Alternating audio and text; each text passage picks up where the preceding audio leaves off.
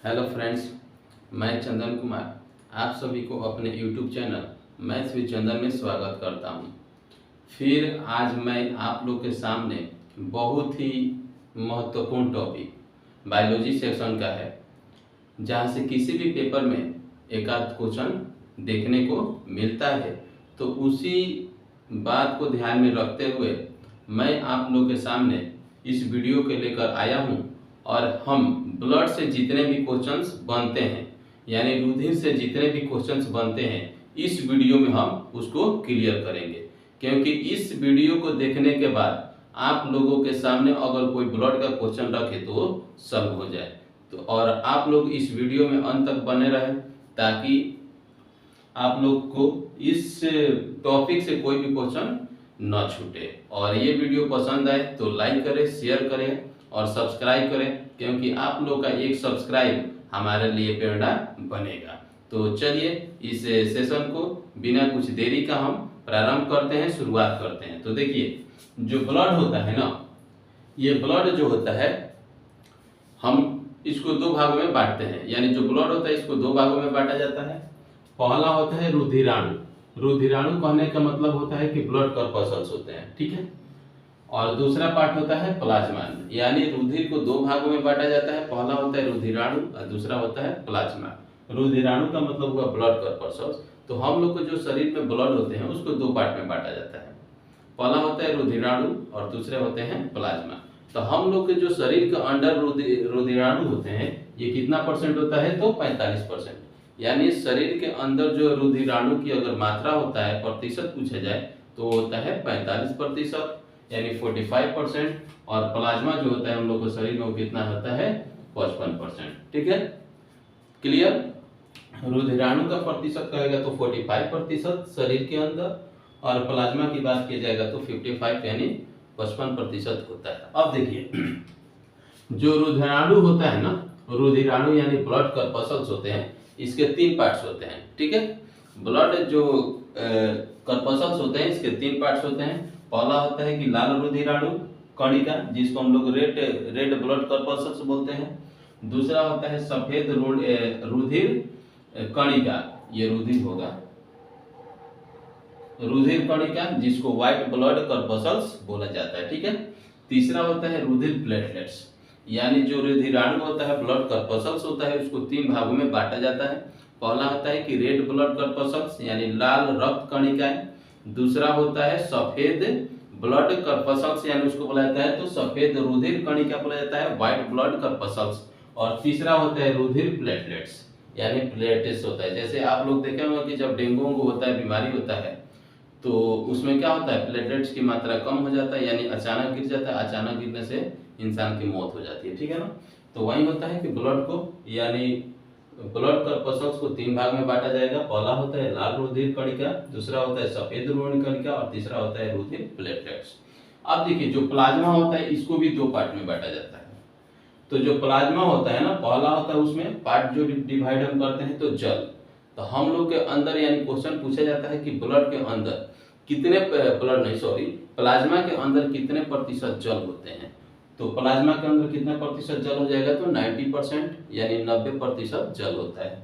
अब देखिए, उसके बाद उसमें होते हैं 10% जो होता है अन्य पदार्थ होता है। यानी प्लाज्मा में 90% जल और 10% अन्य पदार्थ होता है। अब देखिए, जो अन्य पदार्थ में होता है ना, वो होता है आपका क्या? प्रोटीन, कार्बनिक और अकार्बनिक। यानी प्रोटीन हो जाएगा, कार्बनिक पदार्थ होते हैं और अकार्बनिक पदार्थ होते हैं। वो किस में आते हैं? तो प्लाज्मा में। अब देखिए, जो प्रोटीन के अंतर्गत आते हैं ना, यानी प्रोटीन में कौन कौन से प्रोटीन आएंगे? तो उसमें होता है ग्लोब्यूमिन। पहला होता है ग्लोब्यूमिन, ये प्रोटीन है। फिर दूसरा होता है एल्ब्यूमिन, ये भी क्या है? प्रोटीन ही है। समझ में आया? तो ये किसके अंतर्गत आएगा? तो अन्य पदार्थ में आ जाएगा। अब जैसे देखिए, कार्बनिक और अकार्बनिक। तो कार्बनिक कहने का मतलब कि जिसमें कार्बन प्रेजेंट हो। समझ में आ गया? कार्बनिक का मात्रा मतलब होता है कि जिसमें कार्बन प्रेजेंट हो।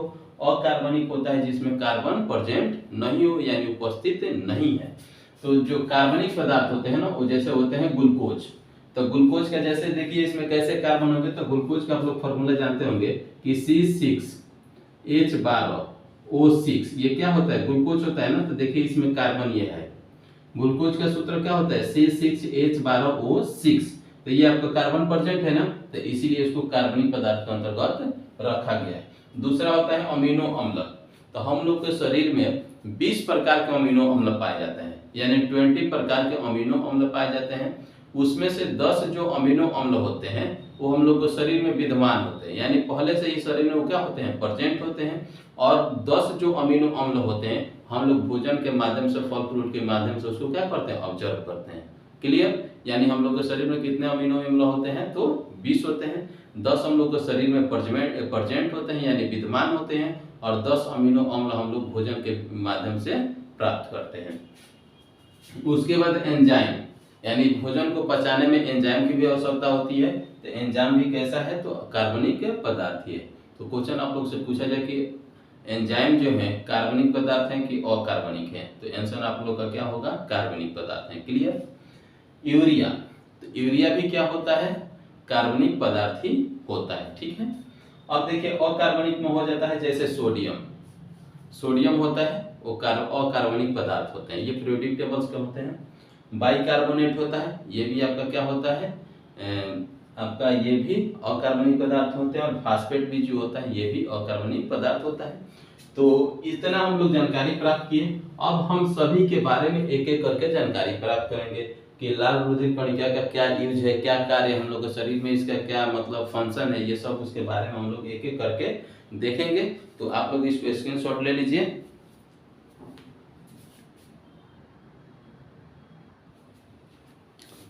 चलिए आप लोग को स्क्रीन पे दिख रहा होगा, ब्लड के बारे में हम जानकारी ले लेते हैं। तो देखिए जो रक्त होता है यानी ब्लड होता है, ये एक तरल संयोजी ऊतक होता है। यानी जो रक्त होता है यानी ब्लड होता है, ये तरल संयोजी ऊतक होता है, यानी लाल तरल संयोजी ऊतक होता है। ठीक है।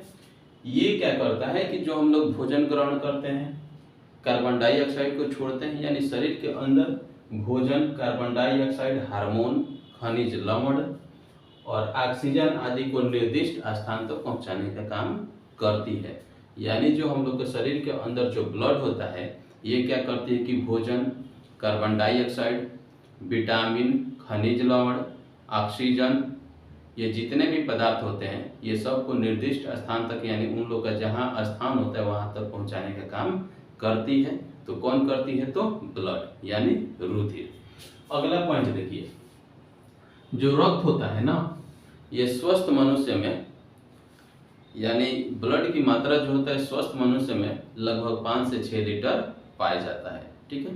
एक स्वस्थ मनुष्य में ब्लड की मात्रा जो होता है वो 5 से 6 लीटर पाया जाता है। लेकिन वहीं अगर प्रतिशत पूछता, परसेंटेज पूछता, तो किसी भी स्वस्थ मनुष्य का यानी इंसान का वेट का 7% ब्लड पाया जाता है। ठीक है।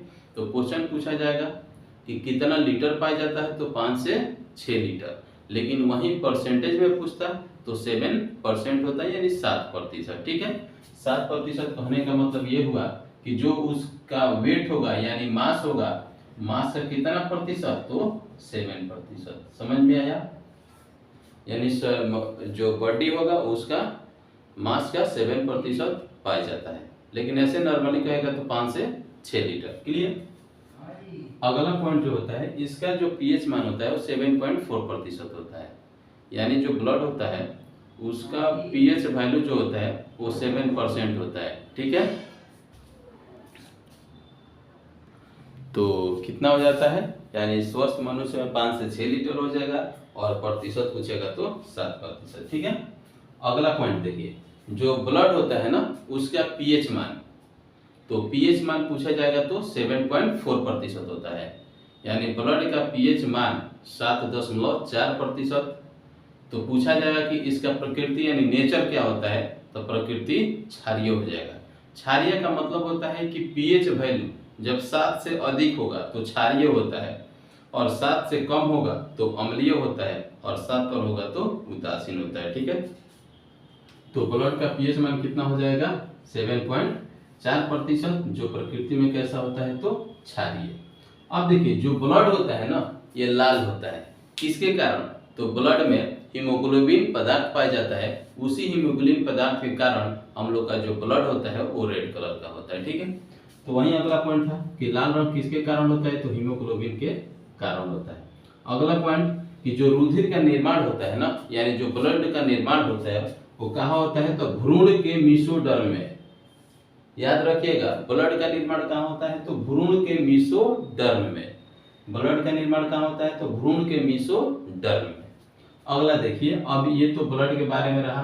अब ब्लड को हम 3 भागों में बांटे थे, लाल रक्त कणिकाएं, व्हाइट यानी सफेद रक्त कणिकाएं और प्लेटलेट्स, यही ना।